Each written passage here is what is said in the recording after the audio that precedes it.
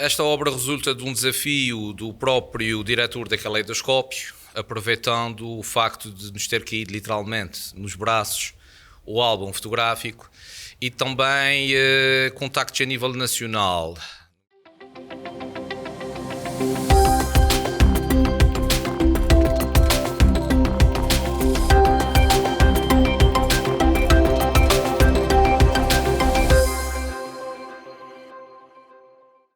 Seja muito bem-vindo. Com uma obra específica sobre a Ilha Terceira, Sérgio Rezendes veio até a Angra do Heroísmo apresentar 3 livros. Importa divulgar, junto dos mais novos, a história dos Açores. Antes, porém, de falar da obra, importa traçar, de modo breve, o perfil do seu autor. Eu conheço o Dr. Sérgio Rezendes do tempo em que ele prestava serviço militar no posto oficial no Museu Militar dos Açores, instalado no Forte São Brás, em Ponta Delgada, na dependência da Zona Militar dos Açores. Conheci-o por via de um velho amigo, à altura o diretor daquele museu, o Coronel Salgado Martins, militar com longa e prestigiante carreira e notável dinamizador e primeiro diretor daquela instituição, sob a direção de quem o autor desta obra desenvolveu a sua ação na instituição na qualidade de seu adjunto, pelo menos em termos práticos. Desde esse tempo e até ao presente, tenho acompanhado de perto, com muito interesse e atenção, a atividade de investigação e divulgação que o Dr. Sérgio Rezendes tem vindo a desenvolver no âmbito da história dos Açores, com especial enfoque na sua história militar, essencialmente centrada no século XX. Com efeito, o Dr. Sérgio Rezendes é um incansável investigador, com obra científica realizada e aprovada em prestações académicas, como são os casos da sua tese de mestrado em Património, Museologia e Desenvolvimento, intitulada A Grande Guerra nos Açores, Memória Histórica e Património Militar, e a sua tese de doutoramento sobre o título Receios, Privações e Miséria num Ambiente de Prevenção Armada, Ecos da Segunda Guerra Mundial nos Açores, através da qual obteve o grau de académico de doutor em História Insular e Atlântica. Por isso, não nos pode hoje surpreender a saída de prelo desta obra, dada a estampa sobre a chancela da editora Caleidoscópio, relativamente à qual ele me pede que a apresente nesta ocasião. Como tive a oportunidade de escrever no seu prefácio, que o Dr. Sérgio Rezendes me deu a honra de o fazer, a celebração do primeiro centenário da Primeira Grande Guerra Mundial suscitou, ao nível de diversos países, especialmente daqueles que nela intervieram, um vasto e diverso conjunto de atividades que procuraram refletir e contribuir para um mais qualificado conhecimento deste marcante acontecimento da história da humanidade. Desde logo, a designação pela qual esse acontecimento passou à história, Primeira Grande Guerra, é reveladora do substancial impacto e importância ao nível planetário deste conflito, que pela primeira vez envolveu maior número de países e Estados num contexto de relações bélicas. Portugal, saído de um regime monárquico e acabado de dar início a um regime republicano, que se veio a verificar bastante truculento e agitado, por via do seu governo decidiu tomar parte deste conflito. Os prejuízos da sua prestação foram bastante evidentes, quer do ponto de vista político, económico, social ou militar. Porém, Portugal não deixou de estar junto dos países vencedores, salvaguardando deste modo os seus próprios interesses, nomeadamente no que respeita às suas colónias em África, essencialmente. Um dos episódios decorrentes da participação de Portugal neste conflito foi o aprisionamento ou a concentração, melhor adequando o termo ao que efetivamente aconteceu, dos súbditos alemães residentes e presentes no país no momento em que é declarada a sua participação no conflito. As circunstâncias que conduziram e em que se desenrolou esta situação estão agora estudadas e divulgadas com particular relevo para esta obra. Facto é que poucas foram até ao presente as obras que trataram esta matéria a partir de uma investigação assente numa análise e baseada na interpretação de fontes documentais. Esta parece-nos ser uma das principais qualidades e virtudes desta monografia histórica, porquanto resulta de um aturado trabalho de pesquisa, num arquivo que guarda documentação da maior importância e relevo sobre este assunto, o Arquivo Histórico da Zona Militar dos Açores, em Ponta Delgada. O acesso do autor ao manancial de informação que este arquivo lhe permitiu veio proporcionar-lhe uma visão de modo como foi gerida, do ponto de vista militar, a criação e manutenção do depósito de concentrados alemães na Ilha Terceira. Com efeito, sem qualquer preparação prévia, a ilha, os seus habitantes e as suas estruturas militares, quer a local, quer a regional, são surpreendidos pela chegada de cerca de 7 centenas de indivíduos de nacionalidade alemã que são instalados na fortaleza de São João Batista na qualidade de prisioneiros de guerra. As dificuldades e os esforços para as suprimir, decorrentes das necessidades de acomodar, alimentar, ocupar, tratar da saúde desta gente estrangeira, de diversas classes sociais, reunida toda nas instalações daquela fortaleza, estão bem patentes e tratadas nesta obra. Acresce à preciosa documentação de que o autor se socorreu, do arquivo da Zona Militar dos Açores, para além de uma considerável bibliografia que utiliza, acresce a isso um notável conjunto de imagens que esta obra nos oferece, resultantes de um valiosíssimo álbum fotográfico recentemente oferecido ao Museu de Angra do Heroísmo por um neto de um concentrado. A par da documentação inédita que o autor trabalhou, a utilização destas imagens, ou das imagens deste álbum, confere e acresce um valor notável a esta obra, especialmente se tivermos em conta que, de acordo com as regras instituídas no depósito, não era permitido fotografar. Não fosse o concentrado Alfredo Holzer, um pioneiro na arte fotográfica, e não tivesse ele subvertido as regras a que estava sujeito, hoje não teríamos a possibilidade de conhecer pormenores da vivência diária desta gente, uma vez que esta informação dificilmente nos chegaria pela documentação escrita. A obra em si é estruturada ao longo de 8 capítulos ou itens principais. Para além destes, a abri-la, ela tem 3 textos iniciais, uma nota de abertura, a nossa memória e prefácio, escritos a convite do autor, respectivamente, pelo presidente da Comissão Coordenadora das Evocações do Centenário da Grande Guerra, o Tenente-Geral Mário de Oliveira Cardoso, por Jacob Zollmann, um historiador alemão, do Center for Global Constitutionalism, e por mim. No final, para além das conclusões, notas e fontes, tenho uma listagem parcial dos prisioneiros identificados entre 1916 e 1919, que se revela de extraordinária importância porquanto fixa o apelido, o nome, a naturalidade, data de nascimento, idade, estado civil, profissão e algumas observações sobre os cidadãos alemães concentrados na fortaleza de São João Batista, em Angra do Heroísmo. Porém, naturalmente, é ao longo dos 8 capítulos que Sérgio Rezendes apresenta os resultados da sua investigação, começando por traçar uma visão global, ou geral, da Primeira Grande Guerra nos Açores, a que se segue a explanação das circunstâncias em que se dá o aprisionamento das embarcações alemãs nos Açores, a detenção e concentração dos súbditos alemães na Ilha Terceira em 1916, as medidas da Primeira República sobre os alemães radicados em Portugal, os depósitos temporários de concentrados alemães nos Açores, o caso da Vila da Lagoa na Ilha de São Miguel e o caso da Cidade da Horta na Ilha de Faial, para finalmente se deter mais extensamente sobre o depósito de concentrados alemães de Angra do Heroísmo, também conhecido abreviadamente por DCA. Neste capítulo, o autor particulariza aspectos como o desembarque e concentração na fortaleza de São João Batista, a orientação geral da concentração, entradas e saídas rumo à Terceira, as instituições e organização a que ficaram sujeitos os súbditos alemães, o desenvolvimento e o caos dos primeiros dias, isto através de um interessante testemunho de Álvaro Viana de Sousa, o responsável pelo transporte da primeira leva de alemães, e a falta de condições, a peste e as epidemias, isto na visão do alferes miliciano Luís Pires Sorumanho, o jovem médico que acompanhou o depósito na área da saúde.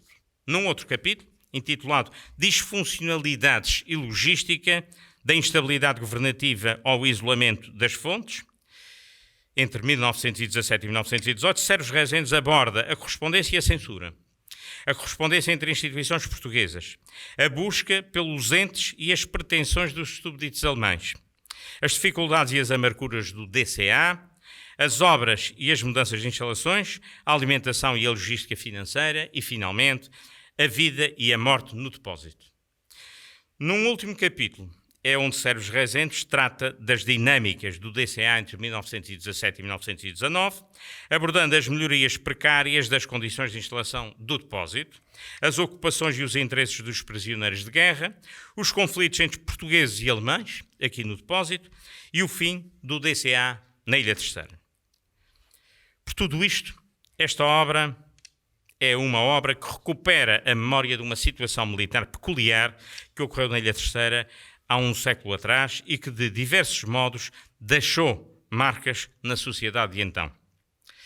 Esta não foi, porém, a primeira vez, nem a última vez, que a Ilha Terceira e a sua fortaleza serviram de palco para o acolhimento de prisioneiros, deportados e exilados.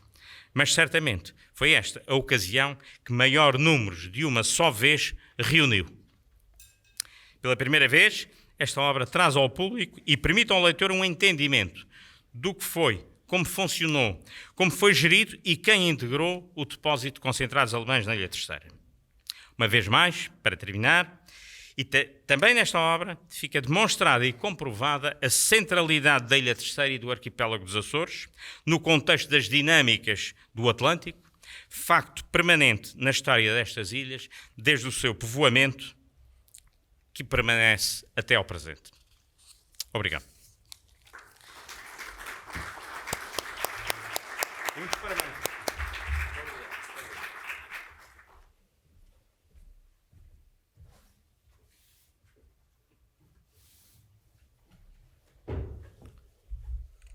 Sr. Vice-Presidente da Câmara Municipal de Angra, muito grato pela oportunidade que me deu de cá vir e partilhar convosco o que é uma obra nacional e internacional, mas acima de tudo açoriana e, aproveitando de duas muito terceirenses, em especial a do Depósito de Concentrados Alemães. Agradeço ao Dr. Jorge Bruno a apresentação que fez. Não irei complementar alguns pequenos aspectos, mas não me irei alongar muito sobre o Depósito de Concentrados Alemães e, acima de tudo, quero agradecer a vossa presença aqui numa obra, ou num conjunto de obras, que quis o destino que se unissem, uma vez que são 3 obras de 2 editoras diferentes, a Caleidoscópio, que é uma obra, portanto, uma editora nacional, já trabalho com eles há algum tempo, e da Letras Lavadas, que é uma editora açoriana. O Depósito de Concentrados Alemães. Esta obra resulta de um desafio do próprio diretor da Caleidoscópio, aproveitando o facto de nos ter caído literalmente nos braços o álbum fotográfico e também contactos a nível nacional, nomeadamente a Câmara Municipal de Lausanne, de onde vem o primeiro comandante da diligência dos alemães oriundos de Lisboa e do Porto. Dentro do espírito da Primeira República, eles vêm para trazer os prisioneiros e do continente dizem-lhe que é uma missão rápida, a ir à Terceira e voltar, e eles, desconfiados, ainda trouxeram as malas que ficaram no Porto de Lisboa, mas tinham razão, efetivamente eles foram à Terceira, vieram aqui à Terceira, mas já não voltaram muito mais tarde, ficaram a aguardar estes prisioneiros alemães que vieram do continente e que acabam por convergir aqui a esta ilha, dos 4 cantos do Império Português. Encontrei inclusivamente da Índia, uma vez que com o passar do tempo os campos de Angola e de Moçambique e da Índia, por várias razões, acabam por ser encerrados e na perspectiva de Sidónio Pais, por exemplo, em 1918, podem mandar os alemães para o campo na Terceira porque lá está-se muito bem. É esta a perspectiva do continente, mas não é esta a realidade. Na realidade, o Comando Militar dos Açores não sabe quantos prisioneiros é que são, quando é que chegam, se vêm famílias, se há idosos, se existem crianças. Não há cabimento orçamental que acompanhe o envio dos prisioneiros. Portanto, os prisioneiros vêm, mas não vem dotação orçamental. E o Exército Português tem que fazer literalmente 30 por uma linha para que estes alemães fiquem minimamente bem acondicionados no Forte São João Batista, que diga-se que em 1916 não tem água canalizada. a água ainda é transportada em pipas para o interior da fortaleza. Podem ver a ginástica financeira que vai ser feita para que Portugal fique bem na fotografia internacional, uma vez que a jovem República, a Primeira Guerra Mundial inicia-se, a República Portuguesa nem sequer tem bem 4 anos, Portugal entra na guerra, não tem bem 6 anos, portanto a jovem República, que ainda é vista, por exemplo, pelos ingleses, como sendo uma série de rebeldes que expulsaram o seu rei, portanto o esforço é tremendo do ponto de vista dos militares, que vão ter que trabalhar, aliás, como nas 2 guerras mundiais, em simbiose com a comunidade civil. Uma vez que nós vivemos em ilhas e não temos um socorro imediato, principalmente em período de guerra, se partirmos do princípio que todo o comércio marítimo que nós temos hoje em tempo de paz iria desaparecer, literalmente, com o continente, se não houvesse uma escolta marítima. Toda a gente conhece o célebre episódio, que é considerado a maior batalha naval da Marinha de Guerra Portuguesa na Primeira Guerra Mundial, do Augusto Castilho, que vem a comboiar o vapor São Miguel, quando é atacado pelo U-139, a cerca de 6 horas de Ponta Delgada. Portanto, os mares dos Açores eram uma zona de caça para os submarinos alemães, o que faz com que quem não tem navio com escolta, o bom senso manda que o navio fique parado nas docas em Lisboa. E isto vai fazer com que se inicie um efeito bola de neve nos Açores, nomeadamente escassez de importação e exportação, desemprego, pronto, e vamos por aí afora. Portanto, o depósito concentrado dos alemães concentra uma memória que a nível internacional, 100 anos depois, nos deixa bem na fotografia. Colegas, portanto, isto resulta não só da minha pesquisa, como do cruzamento através do Instituto de História Contemporânea, do qual eu sou membro, no continente e mesmo lá fora, Estados Unidos, Moçambique e vamos por aí afora, portanto, resulta também do contacto com colegas que abordam estas áreas, nomeadamente os campos de prisioneiros na Primeira Guerra Mundial, pelo que já me disseram que o nosso campo foi um campo cor-de-rosa. E eu, quando perguntei o que é que queres dizer com um campo cor-de-rosa, disse assim, é certo que vocês fizeram tudo o que pediam e houve problemas, principalmente no fim, quando os alemães ganham alguma autonomia e descem, por exemplo, ao centro de Angra. Os Açores também, infelizmente, entraram dentro do espírito de humilhação internacional. Existem determinados grupos de terceirenses que fazem pilhas de pedras nos cantos para atirar aos alemães e que os tentam humilhar. Alguns grupos, de uma maneira geral, a sociedade portanto, tenta evitar grandes problemas com eles, mas efetivamente existem problemas aqui no centro de Angra com esses alemães. Portanto, a perspectiva internacional foi que este campo até funcionou. E este campo o campo açoriano, o campo terceirense, pode ser usado como um exemplo a nível internacional de como em período de guerra se pode respeitar ou tentar respeitar as convenções de Genebra, uma vez que um inimigo desarmado, portanto, deverá ser tratado de acordo com toda a decência e com toda a deferência que o ser humano merece. Portanto, faço votos que, efetivamente, o depósito concentrado dos alemães, que já me estão a pedir para traduzir para alemão, portanto, outra aventura, seja efetivamente uma obra que gostem e que leve os Açores e Portugal longe, com uma bandeira que penso que nos orgulha a todos, uma bandeira de paz, de harmonia, de concórdia, até mesmo porque na fase final deste depósito o próprio comandante jantava e almoçava com famílias da primeira classe alemã, portanto, dentro da perspectiva de povo moderado, até o próprio campo em si foi um reflexo.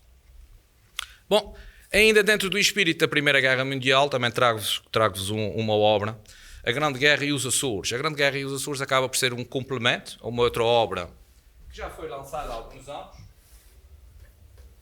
A primeira edição é das Letras Lavadas de 2014, a segunda é da Caleidoscópio, pelo Centro República, em 2017, que será A Grande Guerra nos Açores. Portanto, esta obra resulta, tanto esta como a Segunda Guerra Mundial, resulta de um problema que a minha geração teve na história dos Açores. Nós perguntávamos aos nossos professores, mas então o que é que aconteceu nos Açores na Primeira e na Segunda Guerra Mundial? E os nossos professores não sabiam dizer nada, portanto diziam que não tinha acontecido nada. Falando com algum velhote, lá dizia, eu já ouvi dizer que houve um campo de prisioneiros em Angra, já ouvi dizer que Ponta Delgada foi bombardeada, mas nós perguntávamos, queríamos saber mais e eles não diziam. Portanto, efetivamente, eu achei, porque a história dos Açores, metade da história dos Açores é uma história de defesa, daí que a fortificação também seja um dos meus temas de estudo, mas efetivamente tenho-me concentrado na idade contemporânea no século XX, porque achei que estava mais do que na altura das novas gerações e de nós, arquipélago, termos a noção das dificuldades que efetivamente passamos nos dois conflitos e a enquadrar a história dos Açores numa nova leitura que está a acontecer, começou a acontecer a partir do ano 2000, que é a própria historiografia nacional, a história de Portugal está a ser revista. Neste sentido, tenho tentado trazer aos Açores os meus colegas do IHC.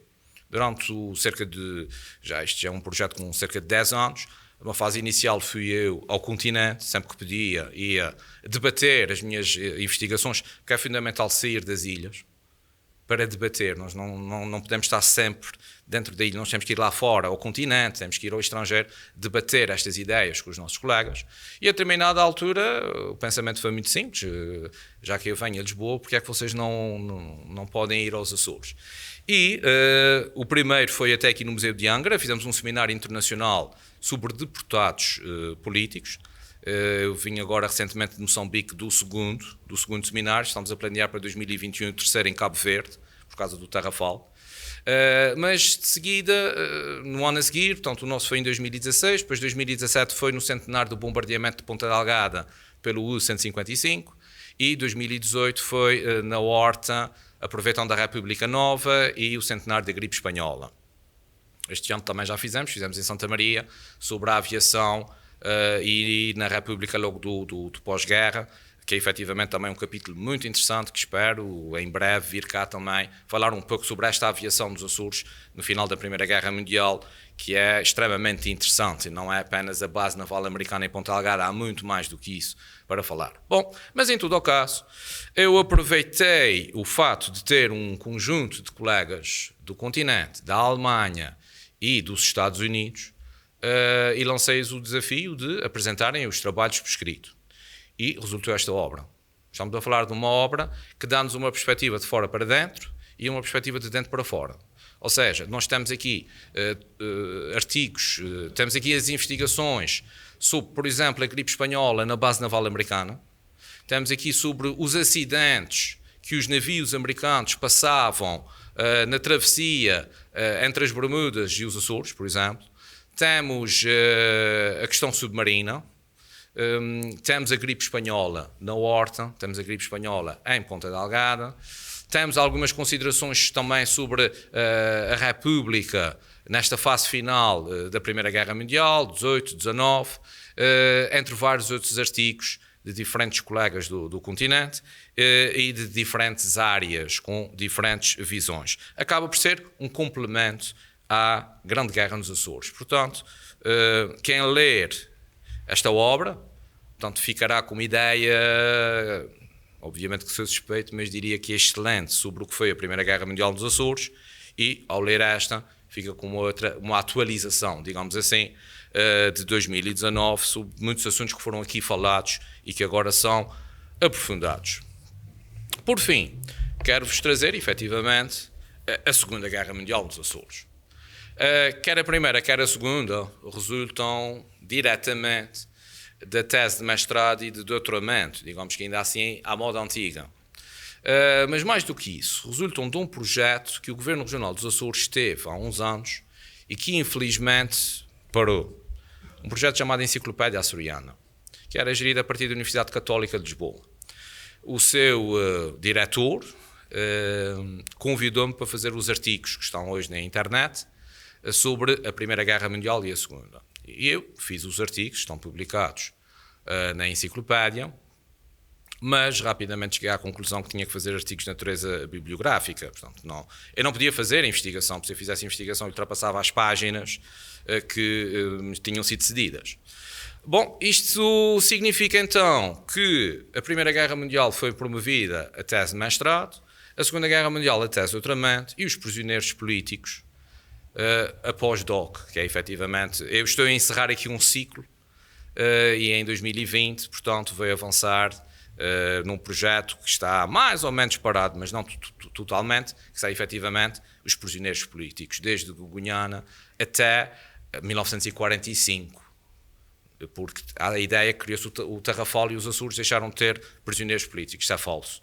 Aliás, no Castelinho, quando os ingleses desembarcam, há um complicómetro, que se diz em costumes militares, o que é que se faz com os 50 presos políticos que estão no Castelinho, uma vez que o Castelinho vai ser o quartel-general das forças inglesas.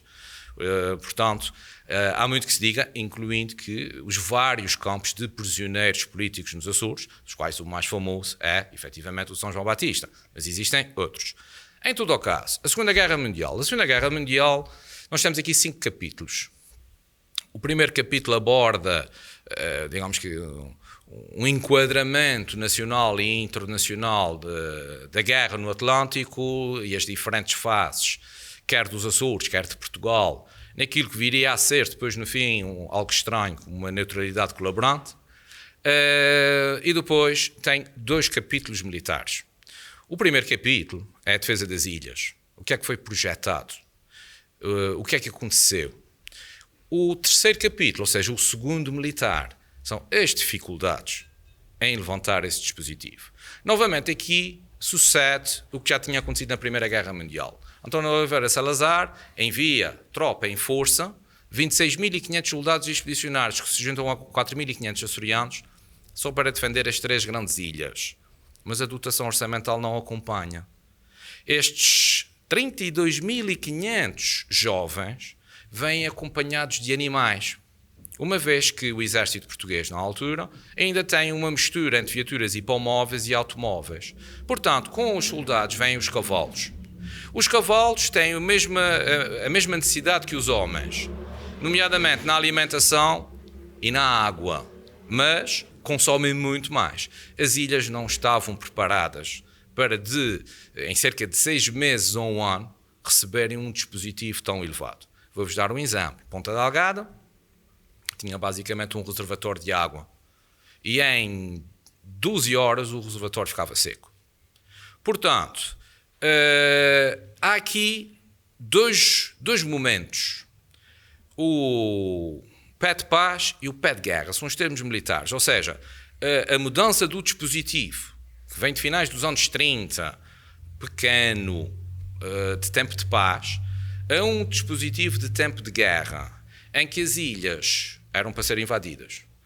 Não só através da Operação Félix Adolf Hitler, que aguardava a autorização de Franco para tomar Gibraltar, Lisboa, não porque Lisboa fosse importante, mas porque logisticamente, para manter as tropas alemãs nos Açores, precisava do apoio de Lisboa, não podia andar a enviar o material a partir de França, e a partir dos Açores controlar o Atlântico Norte ou o Atlântico Sul das ilhas, fazendo passar ou não, cortando o cordão umbilical que, do ponto de vista logístico, alimentava o norte de África, o Mediterrâneo e o norte da Europa em guerra.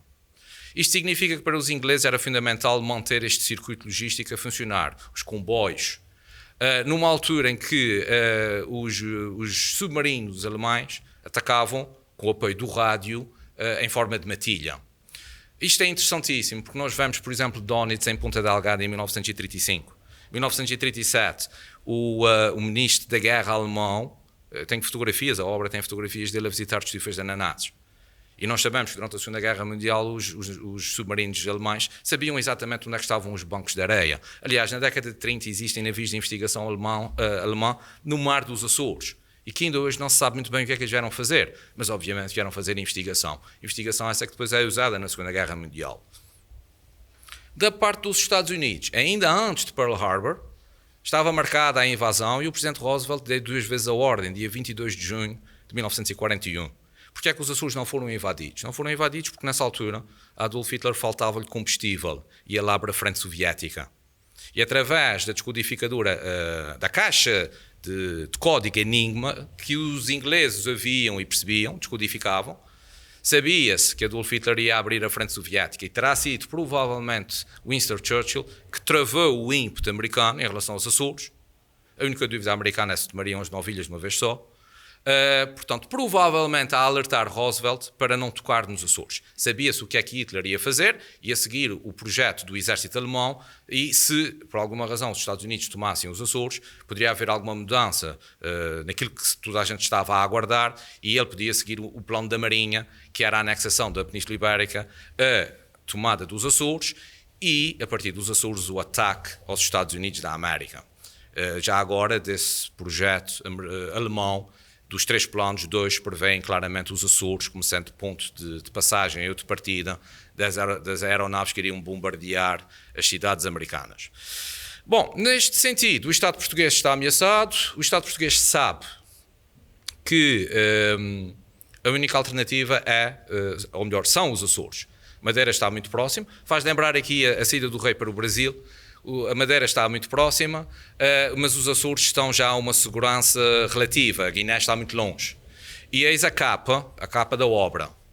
Trata-se de um voo experimental com os hidroaviões da Marinha Portuguesa, quando a Marinha tinha asas, não é? Ainda hoje tem, mas é com os helicópteros. O seu voo experimental em dezembro de 1940 para ver se esses hidroaviões têm a capacidade logística, nomeadamente a nível de combustível, de vir aos Açores, abastecer e voltar ao continente. Bom, sem qualquer tipo de peso extra, incluindo os rodados que são retirados, ainda sobram 20 minutos de combustível, o que é francamente pouco. Mas, na eventualidade da Operação Félix ser ativada, o Estado português viria para a Ponta Delgada, daí o reforço que se faz às ilhas. A ideia não é apenas dizer assim, Portugal é neutral, ninguém toca nos Açores, a ideia é também dizer ninguém toca nos Açores, e já agora, entre parênteses, se for necessário, nós, Estado português, vamos para os Açores, enquanto o continente português ficar sobre a alçada nazi. Aliás, sabe-se, os colegas do continente têm isso muito bem investigado, apesar de todas as defesas, elas vão se concentrar à volta de Lisboa e do Porto, e são meramente simbólicas perante o poderio alemão. Caso os americanos tivessem atacado, portanto, os Açores, nós provavelmente também teríamos sido cilindrados, porque o dispositivo estava em construção, dando origem a uma espécie de Humberto Delgado açoriano. O comandante militar dos Açores, General Godinho, é o homem que faz esta transição do tempo de paz para o tempo de guerra, e cá está. Ele tem um dispositivo que tenta implementar com um Estado-Maior, por exemplo, reduzido. Mandam-lhe os homens, as máquinas e os animais, mas não lhe mandam as dotações orçamentais. Ele todos os dias tem queixas a nível de coronel, tenente-coronel, major, capitão, a dizer assim, os padeiros estão a bater à porta, nós não temos dinheiro para pagar os alimentos, o pão. E o general Godinho, junto de Santos Costa, tenta, portanto, sensibilizá-lo para a necessidade de, em tempo real, portanto, fazer chegar esses apoios financeiros. Quando no continente se espera para tentar perceber o que é que vai acontecer com a derivação dos ventos de guerra. E principalmente a partir de 42, e claramente evidente a partir de 43, com o desembarque no norte de África e vamos por aí afora, portanto, a tendência é para não investir financeiramente nos Açores. Bom, o general Godinho vai acabar por ser compulsivamente promovido, ele era brigadeiro, a general, uma vez que brigadeiro era o posto aqui, e depois o general teria que voltar ao continente, e acaba preso, e acaba por morrer numa prisão da PIDE em 1946, acusado de abrilada. Portanto, estamos aqui a falar de um homem do Estado, de um homem que foi retirado da obra que estava a fazer, teve problemas de saúde gravíssimos e acabou por morrer numa prisão do Estado Novo, quando na realidade o que ele pretendia era voltar aos Açores e terminar aquilo que tinha começado. A partir de 43 também há um reajuste e os próprios açorianos começam a andar de boca calada, uma vez que a espionagem é extremamente intensa. Há uma série de sobressaltos, nomeadamente um estado de sítio em 42, que fazem com que os açorianos, incluindo as forças policiais, comecem a ter cuidado com aquilo que é segredo de Estado.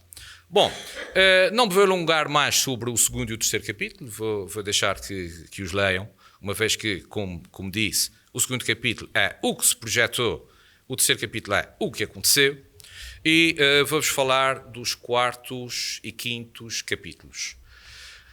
Eu estive praticamente um mês com a Marinha Portuguesa no Mar dos Açores. E quando a Marinha, portanto, tive o privilégio de ver o que a nossa Marinha faz. A nossa Marinha, quando o navio está encostado, eles estão a descansar. Obviamente que o trabalho deles é no mar.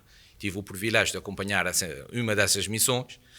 E quando eles encostavam, eu saía do navio e entrava em ação. Ou seja, eu fiz o levantamento de todas as atas camarárias de todas as câmaras municipais dos Açores entre 1939 e 1945. Objetivo, ler todas essas atas. Quase conseguia. Consegui ler milhares de atas e tenho uma leitura das ilhas todas. Tive um bocado mais de dificuldade em São Jorge porque o navio não encostou, mas através do contacto Angra, Graciosa, Pico, portanto consigo uma triangulação que me permite também perceber o que é que aconteceu em São Jorge. Então, estes dois capítulos civis, digamos assim, o que é que nós vamos encontrar? Nós vamos encontrar aquilo que eu gosto de dizer, uma espécie de caixa de velocidade de um trator, ou seja, ou de um caminhão pesado. Nós temos as altas, as baixas e as médias. Permite-me confrontar a realidade 3945 de Vila do Curvo com o Nordeste, em São Miguel. Santa Cruz da Graciosa com a Madalena do Pico. Horta, Vila do Porto. E é efetivamente um conjunto de 9 ilhas que eu vou encontrar não vou dizer completamente diferentes umas das outras, portanto a matriz é a mesma, mas há rotações e há velocidades diferentes. Eu costumo dizer, se me perguntassem qual era o concelho que eu queria viver na Segunda Guerra Mundial, eu diria logo Madalena de Pico. Madalena de Pico não tem soldados, está de frente para a Horta. A Horta precisa de tudo, incluindo lenha, para fazer comida. Portanto, a Madalena cresce. A Madalena, portanto, há reclamações que não se consegue andar no cais, porque o cais está cheio de material, a começar logo pela lenha, mas também pelas verduras, pelo leite, etc, etc. Isto vai dinamizar tudo o comércio da Madalena. Mesmo ali ao lado, nas lajes do Pico, há óleo de baleia para exportar, não há navio. Portanto, novamente voltamos à escassez dos transportes marítimos e as pessoas reclamam porque portanto, as ruas estão cheias de barris de óleo de baleia e não há maneira de exportar. Vamos para Santa Maria, tem 2 velocidades, antes do aeroporto e depois do aeroporto. Como é que nós sentimos essa velocidade? Devido às reclamações que a Câmara recebe da barulheira à noite. Mais tascas, mais cafezinhos, mais aguardente, mais gritarias, mais insultos, e as pessoas queixam-se à Câmara. Para além, obviamente, das licenças de abertura de estabelecimentos comerciais. Vamos a Santa Cruz da Graciosa. Temos heróis. Estes presidentes de Câmara são autênticos heróis. Porquê?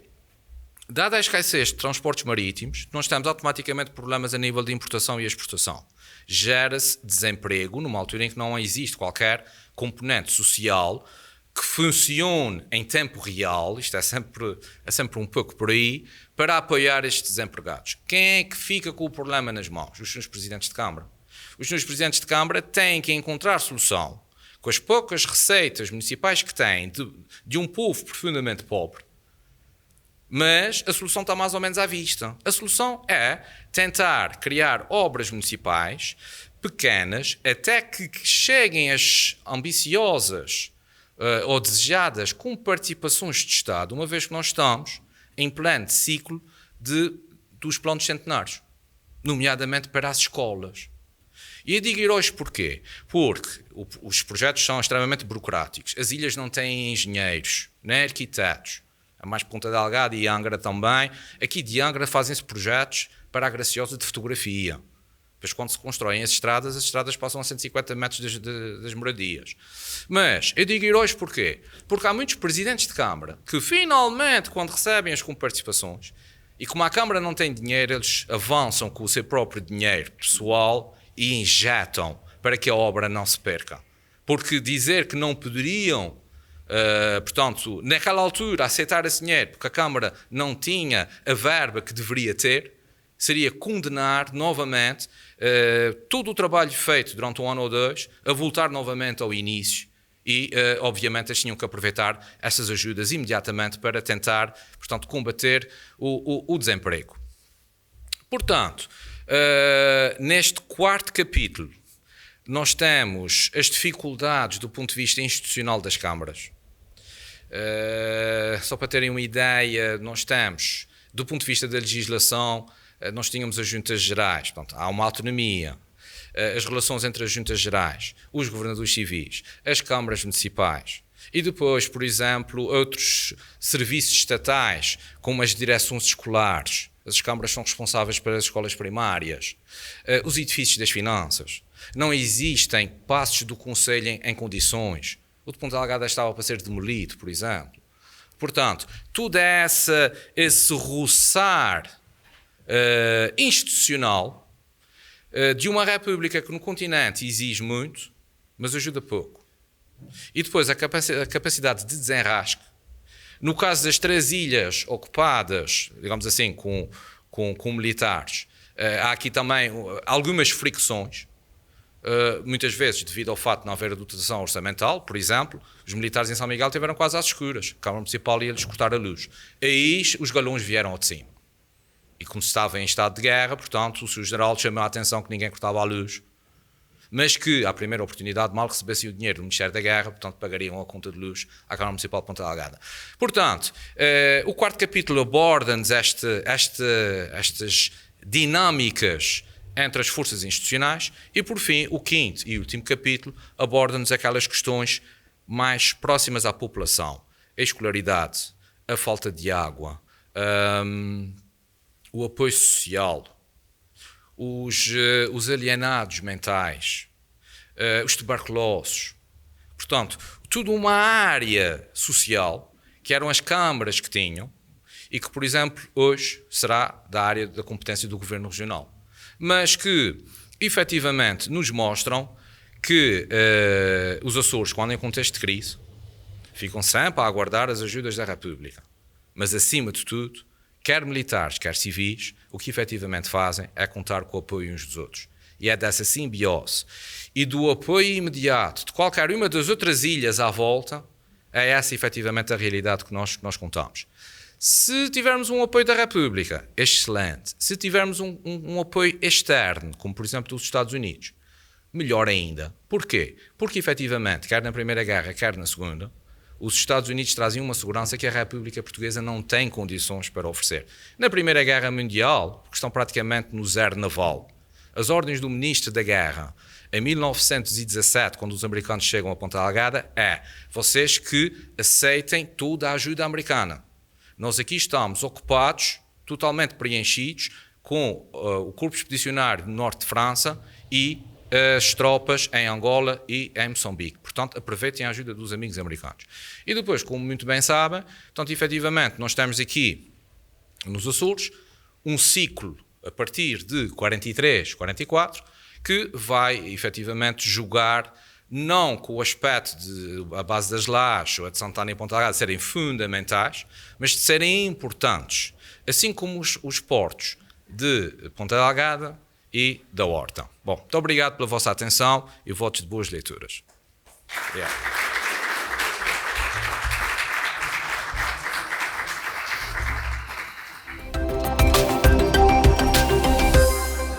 A história dos Açores, aqui em destaque no seu Magazine Diário. Como de costume, voltamos amanhã. Até lá, fique bem.